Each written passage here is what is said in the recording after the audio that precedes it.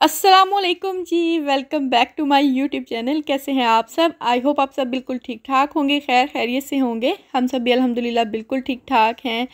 तो जी आज का व्लॉग जो है ना वो बड़ा ही स्पेशल और इंटरेस्टिंग होने वाला है।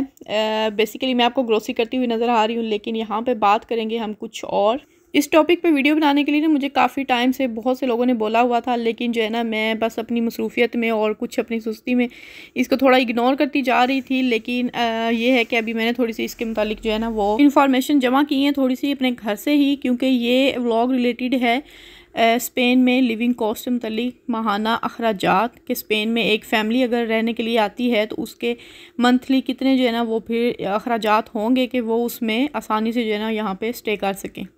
यहाँ पे मैं आप लोगों के साथ एवरेज कॉस्ट शेयर करूँगी, मतलब बहुत ज़्यादा हाई नहीं होगी और बहुत ज़्यादा लो नहीं होगी, जो कि हम लोग ख़ुद यूज़ करते हैं, क्योंकि हमारे 4 बच्चे हैं और तकरीबन पिछले 12-13 साल से मैं यहाँ पे रह रही हूँ।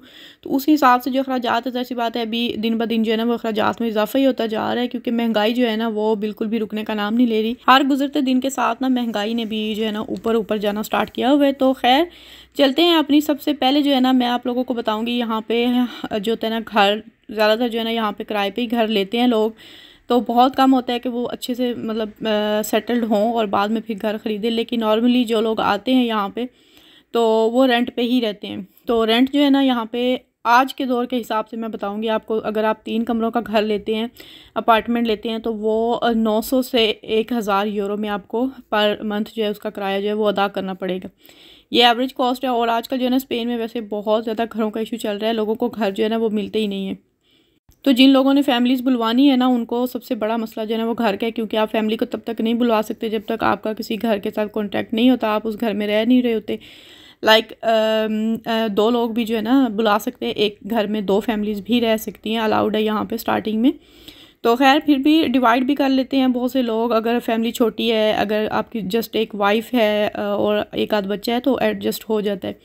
लेकिन नॉर्मली अगर 3-4 बच्चे हैं तो ज़ाहिर सी बात है आपको अपना घर लेना पड़ता है, और उसका जो है ना वो एवरेज कॉस्ट 900 से 1000 यूरो के अंदर। इससे नीचे आपको कहीं से भी जो है ना वो घर किराए पे नहीं मिलेगा। इससे कम कॉस्ट में आपको घर वहाँ पे मिलेगा, मतलब किसी गांव में जहाँ पे जो है ना फैसिलिटीज़ काफ़ी कम होंगी, स्कूल काफ़ी दूर होंगे, उसके बाद जो है वो ग्रोसरी स्टोर काफ़ी दूर होंगे, बैंक या हॉस्पिटल, इस तरह की सारी चीज़ें जो है ना वो काफ़ी डिस्टेंस पे होंगी। तो सबसे बड़ा जो हमारा ख़र्चा होता है ना वो यही होता है, घर का किराया। उसके बाद जी ग्रोसरी की तरफ आ जाते हैं। ग्रोसरी जो है ना यहाँ पे ज़्यादातर लोग इंक्लूड मी वीकली ग्रोसरी करते हैं। तो यहाँ पे मंथली ग्रोसरी का इतना ज़्यादा नहीं है। मंथली ग्रोसरी हम लोग वो करते हैं जो पाकिस्तानी हमारी चीज़ें होती हैं, जैसे आटा, चावल, दालें वगैरह, तो वो हम लोग मंथली करते हैं। वीकली ग्रोसरी जो है ना वो डेली बेसिस पे जो चीज़ें यूज़ होती हैं ना वो हम लोग करते हैं। तो वीकली ग्रोसरी जो है हमारी 100 to 150 यूरो जो है ना वो हो जाती है। तो इसको मिला के 4 हफ्तों की ग्रोसरी तकरीबन 400 से 500 यूरो जो है ना वो आपकी ग्रोसरी इजीली हो जाती है। उसके बाद ये आती है मंथली ग्रोसरी। मैं तो उसको मतलब मंथली अभी कर रही हूँ, लेकिन उसमें जो जितना मैं यूज़ करती हूँ तकरीबन हमारे 3 से 4 मंथ जो है ना वो ईज़िली गुजर जाते हैं, जिसमें चावल और आटा जो है ना वो हमें 1 महीने के बाद ही लाना पड़ता है। 25 kg का एक बैग। और चावल जो है वो इतने ज़्यादा, मतलब जो फैमिली ज़्यादा खाती है ज़ाहिर सी बात है उनका ज़्यादा यूज़ होंगे। मैं अपनी अगर बात बताऊं तो 20 kg के जो होते हैं ना राइस का बैग, वो हमारा तकरीबन 3 मंथ्स जो है ना वो इजीली निकल जाते हैं। तो अगर मैं देसी ग्रोसरी काउंट करूं मंथली तो वो 50 से 60 यूरो जो है ना वो बनेगी।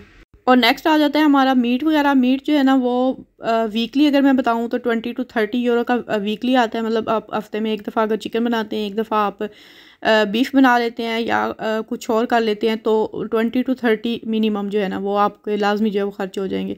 तो इसको अगर पूरे महीने पे ले जाएं तो ये भी 100 प्लस हो ही जाता है। नेक्स्ट जो कॉस्ट है वो है यूटिलिटी बिल्स, और जिसमें गैस आती है, उसमें पानी का बिल आता है, उसमें इलेक्ट्रिसिटी आती है। इलेक्ट्रिसिटी और गैस जो है वो डिपेंड करती है आपके घर में जो चीज़ें इस्तेमाल होती हैं उस पर गैस ज़्यादा यूज़ होती है या फिर बिजली वाली चीज़ें हैं। लाइक अगर गीज़र है वो बिजली पे है तो ज़ाहिर सी बात है बिजली का बिल गीज़र पे बहुत ज़्यादा आता है। इसी तरह अगर आप सर्दियों में हीटर यूज़ करते हैं तो उसका भी, अगर वो बिजली पे हैं तो बिजली का बिल आपका सर्दियों में गर्मियों की निस्बत डबल आएगा।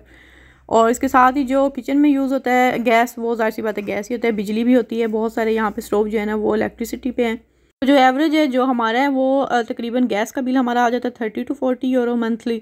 जो पानी का बिल है वो हमारा 40 यूरो तक होता है ऑलमोस्ट, और इलेक्ट्रिसिटी का जो होता है 150 तक भी होता है, और अक्सर जो है 200 भी क्रॉस कर जाता है। अगला जो हमारा ख़र्चा होता है ना वो होता है ट्रांसपोर्ट में पब्लिक ट्रांसपोर्ट भी आती है और आपकी अपनी ज़ाती जो है वो गाड़ी भी आती है। दोनों पे ही ख़र्चे होते हैं। अगर आप पब्लिक ट्रांसपोर्ट यूज़ करते हैं तो उसके लिए टिकट्स आपको ख़रीदनी पड़ती हैं।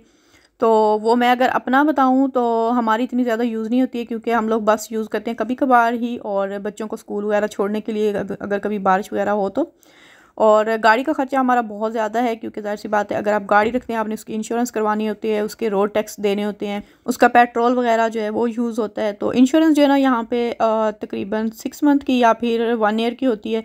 तो वो एक ही दफ़ा जो है ना वो हो जाता है 500-600 यूरो में तकरीबन, मतलब डिपेंड करता है कौन सी कंपनी के साथ आप इंश्योरेंस कर रहे हैं। उसके बाद रोड टैक्सीज आपको तभी मिलते हैं जब आप थोड़े लंबे ट्रैवल पे जाते हैं, लेकिन ज़्यादातर हम सिटी के अंदर ही ट्रैवल करते हैं। तो उस हिसाब से हमारा जो पेट्रोल का ख़र्चा है वो तकरीबन 200 यूरो तक जो है ना वो इजीली हो जाता है। नेक्स्ट जी हमारा इंटरनेट है। इंटरनेट भी जो है ना वो डिपेंड करता है आपके मतलब आपने किस कंपनी के साथ कॉन्ट्रैक्ट किया हुआ है। हमारा जो है वो तकरीबन 25 to 30 यूरो जो है ना वो मंथली इंटरनेट का ख़र्चा होता है, जिसमें हमारे मोबाइल सर्विसेज भी हैं और जिसमें हमारा इंटरनेट वाईफाई वगैरह लगी हुई है। तो उसके बाद ये होता है फैमिली आउटिंग। ऑब्वियसली अगर आप फैमिली के साथ रहते हैं तो आपको कोई ना कोई छोटे मोटे प्लान बच्चों के लिए बनाने ही पड़ते हैं वीकेंड पे, या फिर महीने में 1-2 तो लाजमी होते हैं। लेकिन आप जब भी निकलते हैं उस पर भी अच्छा खासा खर्चा आता है। जब आप बच्चों को बाहर लेकर जाते हैं घुमाने के लिए, और सिर्फ घूमते नहीं हैं, फिर आप लंच डिनर वगैरह भी कुछ ना कुछ बाहर से करके आते हैं। तो उस हिसाब से अगर वीक में एक दफ़ा भी अगर आप लोग बाहर जाते हैं तो 50 यूरो जो है ना वो इजीली आपके खर्च हो जाते हैं। तो महीने का अगर करें तो वो 150-200 यूरो जो है ना वो चला जाता है। नेक्स्ट है जी मेडिकल कॉस्ट। मेडिकल जो है ना वो यहाँ पे ऑलमोस्ट फ्री है पूरे स्पेन में ही। बहुत कम होता है कि आपको अपने से मतलब दवाई ख़रीदनी पड़े जिसकी आपने जो है पेमेंट करनी होती है, वरना ऑलमोस्ट फ्री होता है। या फिर कोई 20-30% आपने बस दवाइयों का देना होता है। वो भी डिपेंड करता है दवाइयों पे किस टाइप की हैं, किस मर्ज़ की दवा है, उस हिसाब से। नेक्स्ट है जी स्कूल के अखराजात। यहाँ पे स्कूल ऑलमोस्ट फ्री है। कहने को तो फ्री है, फ़ीस वगैरह नहीं है, लेकिन फिर भी उसके अखराजात काफ़ी होते हैं छोटे मोटे। और बच्चों की फ़ीस नहीं होती है, जस्ट बुक्स जो लेनी होती हैं आपने हर सेमेस्टर की वो आपने पे करना होता है हर 3 मंथ्स के बाद। और उसके बाद जो है हर साल आपने बच्चों की इंश्योरेंस करवानी होती है, जो कि एक बच्चे की यहाँ पे अपना मैं बताऊँ तो 50 यूरो एक बच्चे की है। तो हमारे 4 बच्चे हैं तो 200 यूरो जो है वो हमारी इंश्योरेंस होती है साल की। और उसके बाद जो है जो थोड़े बड़े ट्रिप जाते हैं छोटे मोटे, जो 1 डे के लिए कहीं पे भी जाते हैं ना, वो भी बिल्कुल फ्री होते हैं। अगर कुछ दिनों के लिए जाते हैं, दूर जाते हैं 1-2 दिन के लिए या 1 वीक के लिए, उसकी जितनी भी फिर पेमेंट होती है वो आपने करनी होती है। तो ये चीज़ें जो है ना स्कूल की हम ये मंथली कॉस्ट में नहीं ला सकते। हाँ, हम लोग मंथली कॉस्ट में लेकर आ सकते हैं इनका लंच, जो कि स्कूल में बच्चे करते हैं। तो लंच की जो होती है ना वो हर मंथ भी पेमेंट कर सकते हैं, और आप सालाना भी कर सकते हैं, मतलब साल पूरी की जो है ना वो भी पेमेंट कर सकते हैं। तो वो डिपेंड करता है आपकी जो मिनिमम सैलरी होती है सालाना, उसको देखते हुए ना वो फिर बच्चों का जो है वो लंच का जो होता है ख़र्चा होता है, उतनी पेमेंट होती है। कुछ कम भी हो सकती है या बिल्कुल भी मतलब नहीं होती है, बिल्कुल फ्री ऑफ कॉस्ट भी आपको वो देते हैं। तो ये डिपेंड करता है कि आपकी जो मंथली या आपकी सालाना इनकम कितनी है। अच्छा जी, ये तो हो गई हैं वो चीज़ें जो आपने डेली रूटीन में आपने वो फेस करनी होती है, मतलब ये अखराजात आपने करने ही करने होते हैं। इसके अलावा जो अखराजात होते हैं ना वो बच्चों के, ज़ाहिर सी बात है अगर आप फैमिली के साथ रहते हैं, आपके साथ बच्चे हैं, तो उनकी चीज़ें काफ़ी सारी जो हैं वो फिर साथ साथ लेनी ही पड़ती हैं। उनके जूते हो गए, उनके कपड़े हो गए, उनकी बाकी ज़रूरत की जो अशिया होती हैं वो हो गई। तो वो मेरा ख्याल है डिपेंड करती हैं आप किस तरह से या किस जगह से ख़रीदते हैं। तो उसका मैं जो है ना वो नहीं लगा सकती एस्टीमेट कि आप कितना उस पर ख़र्च करते हैं। लेकिन जूते कपड़े भी अगर आप लेने चले जाएंगे ना नॉर्मल रूटीन में, तो आपको लग पता चलेगा। तो इसीलिए यहाँ पे जो सेल्स लगती हैं, जो कि मैं अक्सर ही अपने व्लॉग्स में शेयर करती ही रहती हूँ आप लोगों के साथ, यहाँ पे काफ़ी सारी सेल्स लगती हैं हर 6 महीने के बाद जो है ना सीज़न की सेल लगती है, गर्मियों में और सर्दियों में। तो बेहतर ये होता है कि आप इस सेल में से सारे अपने बच्चों के कपड़े जो है ना वो नेक्स्ट सीज़न के लिए बाय करके रख लें, जूते कपड़े जो भी आपको ज़रूरत हो। और यहाँ यूरोप में आपको पता है कोई फैशन जो है वो मतलब कोई भी कपड़े जूते जो भी चीज़ें होती हैं ना वो आउट ऑफ फैशन नहीं होती हैं लाइक पाकिस्तान। तो यहाँ पे जो है ना ऑल सीज़न और मतलब सेम ही ऑलमोस्ट चीज़ें रहती हैं। तो ये जितने भी अखराजात मैंने आपको गिनवाए हैं ना, इनको अगर आप टोटल करें या इनको सारी चीज़ों को इकट्ठा करके देखें तो ये तकरीबन 2000 से 2500 के दरमियान जो है ना वो सारे जो है ना वो अखराजात आपके बन जाते हैं। आई होप आप लोगों को इस वीडियो से कुछ ना कुछ अंदाज़ा हो गया होगा और आपकी काफ़ी हेल्प भी होगी सारी चीज़ों को समझने में। और इसके अलावा अगर मैंने कोई पॉइंट छोड़ दिया है या मैंने मिस कर दिया, मुझे याद नहीं रहा, तो आप लोग कमेंट सेक्शन में उसके बारे में मुझे बता सकते हैं या कुछ भी पूछ सकते हैं। वीडियो अच्छी लगी हो, कुछ हेल्पफुल लगी हो तो वीडियो को लाइक ज़रूर कीजिएगा, और चैनल को सब्सक्राइब नहीं किया हुआ तो जल्दी से चैनल को सब्सक्राइब कर लीजिए, और फ्रेंड्स एंड फैमिली के साथ वीडियो ज़रूर शेयर कीजिएगा।